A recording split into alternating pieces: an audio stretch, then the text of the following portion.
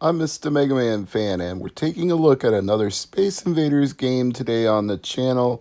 This one I hate for the right reasons, and I love for the wrong reasons. It is Space Invaders 2002 for the Game Boy Advance.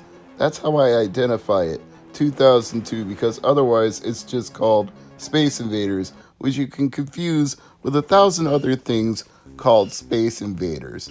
Now, here's why I hate it for the right reasons. The quote, classic version of Space Invaders is all wrong here. The waves of aliens are moving in what I described on the Atari 5200 as a herky-jerky manner, only it's even worse here. They are literally lagging as they are moving across the screen. It is horrendous. This was developed by Taurus Games, published by Activision.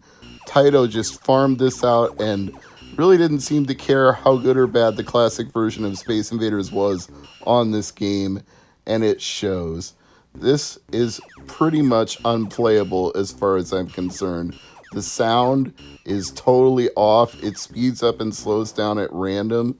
The alien movement is just so upsetting. It hurts my eyes, and I couldn't wait to get a game over and get out of this thing. So I wouldn't buy Space Invaders 2002 for the classic version of Space Invaders.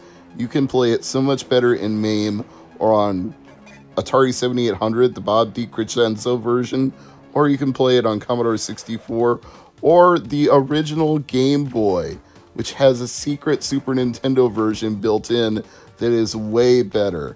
Now, why do I love this for all of the wrong reasons? This new modern Space Invaders that they put in the game is actually pretty good. Now, it's clearly not classic Space Invaders in any way, shape, or form. The design of these aliens is totally different.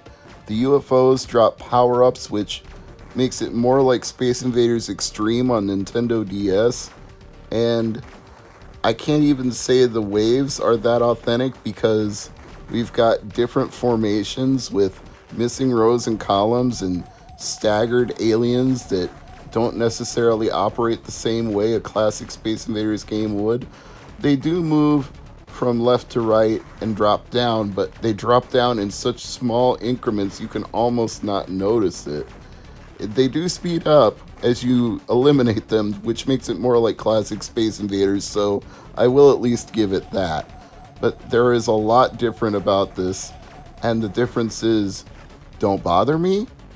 I feel like they should, and yet, if I was going to reimagine Space Invaders and do it for a modern handheld console, then I imagine this is what it would come out like in the process of reimagining what I imagined. Like, okay, let's try something different.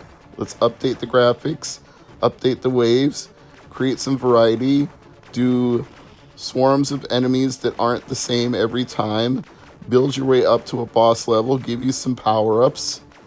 It ends up being more like a cross between Galaga and Space Invaders Extreme and a bullet hell game, and I don't hate it. Even these bases that you push up by shooting them, I actually kind of like that. That it's completely different from having static bases that you shoot around or shoot through, and I think it works. This is a game that you should not buy for the classic Space Invaders because you can do that in so many better ways on so many different platforms. But if you want a spiritual successor that was not developed by Taito but had their blessing, you could do a whole lot worse than Space Invaders 2002. I will even go so far as to say that the rapid shooting is actually a plus. Normally with Space Invaders you have delayed shots and you wait and fire another shot, but in this case the rapid fire mechanism feels right considering that everything else has been redone. So why not let you fire away as rapidly as you can hit the enemies? Boom, boom, boom, boom, boom. If you're going to change everything else, change that too. Which is why I say it's got more of a Galaga feel to it than necessarily a Space Invaders feel. They cribbed from Namco and crammed it into Taito.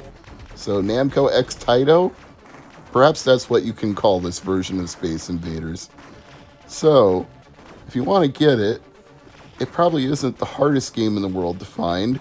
It was released in every territory, North America, European Union, and Japan, all in 2002.